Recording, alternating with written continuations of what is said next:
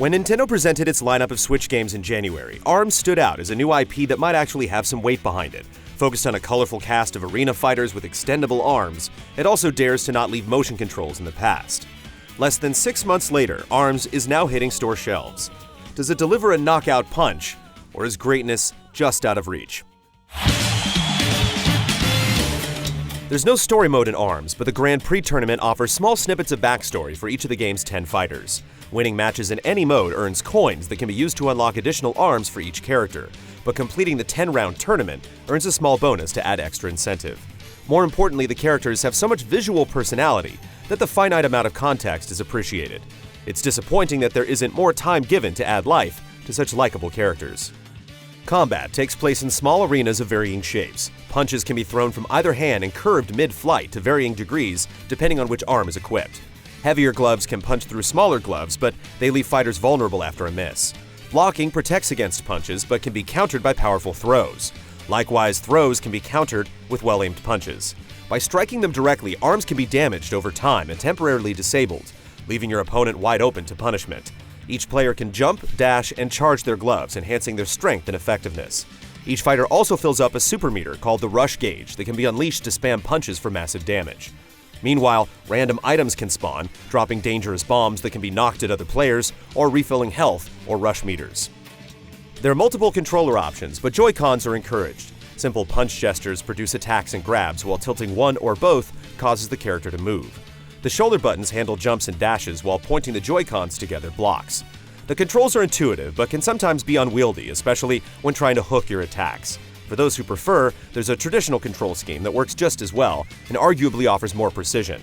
However, it can be awkward to block as it requires pressing in on the left analog stick. The mechanics are accessible and engaging for players of all skill levels, but there isn't much to invest in.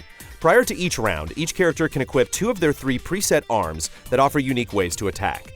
Many arms have special status effects like electricity, which stuns opponents, or ice that causes targets to move slower for a brief period of time. The boomerang has a wide arc and can be charged to unleash a cyclone. The tri-bolt attacks quickly with a wide spread, while the homie is a slow auto-targeting missile. Each fighter starts with 3 arms, but can eventually unlock all 30. It's understandable for game balance that each fighter can eventually use every arm, but it also makes characters less distinct over time. While each character has their own special ability, like Master Mummy's health regeneration, Ninjara's warping, or Ribbon Girl's double jumps, most are more subtle differences that take practice to really use effectively. Despite all these nuances, fights play out in mostly predictable ways, and after a few hours, battling against real-world opponents becomes routine. A few stages offer slight variations to match flow, like trying to take the high ground in the straight and narrow Ninja College, or riding the hover pads in Snake Park. However, most stages feel similar and offer a few strategic differences. Initially, trying to outthink your enemy with a coordinated series of dashes, blocks, and strikes feels rewarding, but the small roster and minimal stage variety quickly contribute to a feeling of repetition. Up to 4 players can fight together, but 1 versus 1 matches offer the most balanced competition. Team battles and free-for-alls are much more chaotic.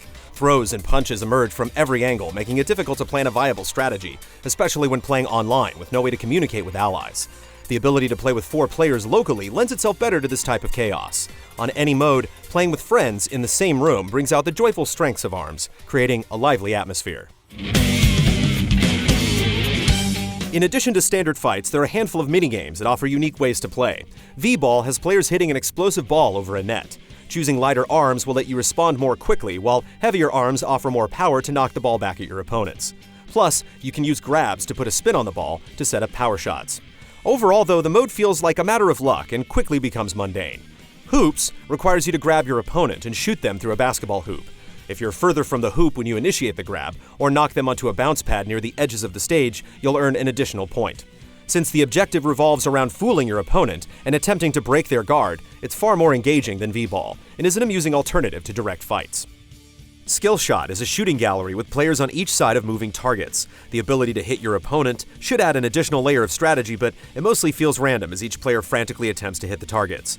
There's also a survival mode called 1 vs 100 that asks you to survive increasingly difficult waves of enemies. As you defeat each wave and get closer to the finish, the tension builds, creating some intense moments. Lastly, Arms Test equips you with random gloves in an effort to produce a win streak. While these minigames add some variety, few of them offer long-term engagement.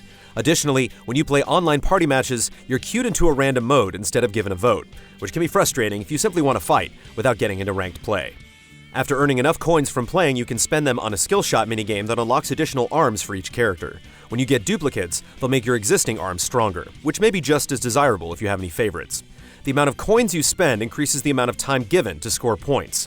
In an age of random loot boxes, it's a nice change of pace to have an active role when trying to earn rewards.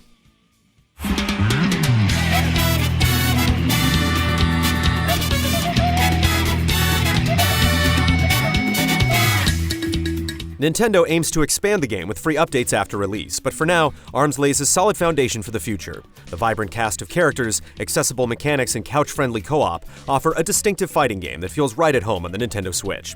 The battles eventually become routine, but offer an alternative to other complex and competitive fighting games.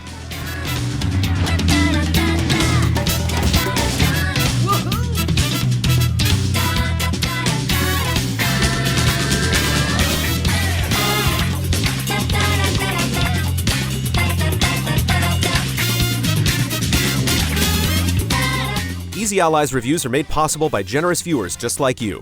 If you like what you see, check out patreon.com/easyallies to see our other videos. And consider becoming a patron to help us make more.